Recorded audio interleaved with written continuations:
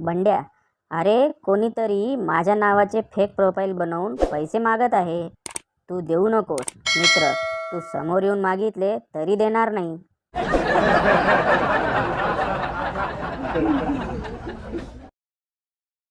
चीनच्या बायका LED torch, LED TV, LED light, fans बनवतात. भारतीय बायका, आज तुमच्या पापड्या करू, उद्या आमच्या कुरड्या करायला या.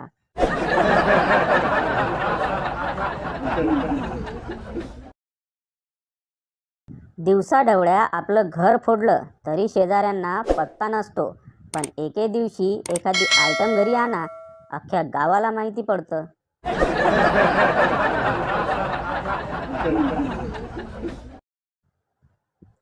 शिक्षक, जगात किती देश आहेत? बंड्या, काय गुरुजी तुम्ही, जगात केवळ एक देश आहे, आपला भारत देश. बाकी सगळे परदेश.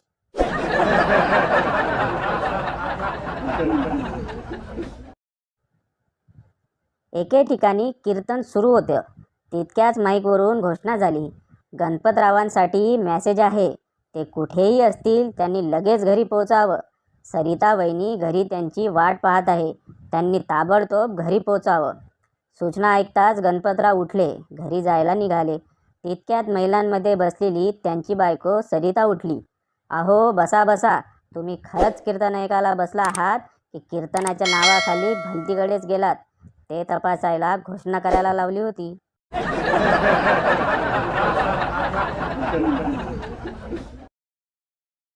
बायकोला समजावणं म्हणजे नेमकं काय? एका अनुभवी नवऱ्यानं दिलेलं भन्नाट उत्तर. बायकोला एखादी गोष्ट समजावणं म्हणजे 32 GB व्हिडिओ डाउनलोडिंगला लावणं आणि 31.5 GB डाउनलोड झाल्यावर एरर येणं.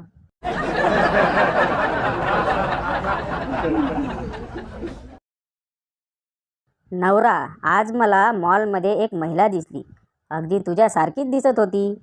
यावर बायकोनं केवळ एकच प्रश्न केला. त्या प्रश्नाला हो असं उत्तर दिलं तरी नवरा मार खाणार आणि नाही असं दिलं तरीही मार खाणार. बायकोनं विचारलं, मग आवडली का ती महिला?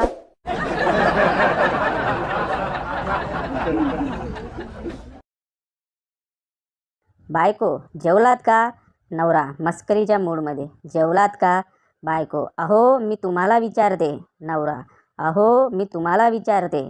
बायको, तुम्ही माझी नक्कल करताय? नवरा, तुम्ही माझी नक्कल करताय? बायको, चला शॉपिंगला जाऊया. नवरा, जेवलोय मी. बायको, करा ना आता माझी नक्कल, का थांबलात?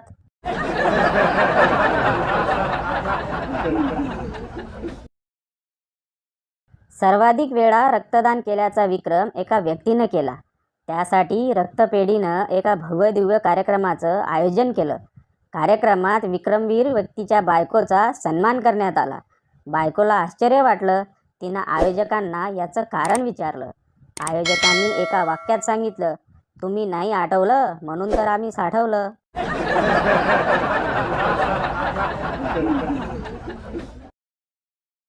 गर्लफ्रेंड जेन्ट्स टॉयलेटमधून बाहेर आली. बॉयफ्रेंड, तू जेन्ट्स टॉयलेटमध्ये काय करत होतीस? गर्लफ्रेंड, काही मुलांना कॉमन सेन्सच नसतो. बॉयफ्रेंड, असं का म्हणतेस? गर्लफ्रेंड, आज टॉयलेटमध्ये लिहिलंय आय लव्ह यू प्रिया. आता तिथे प्रिया जाणार आहे का वाचायला?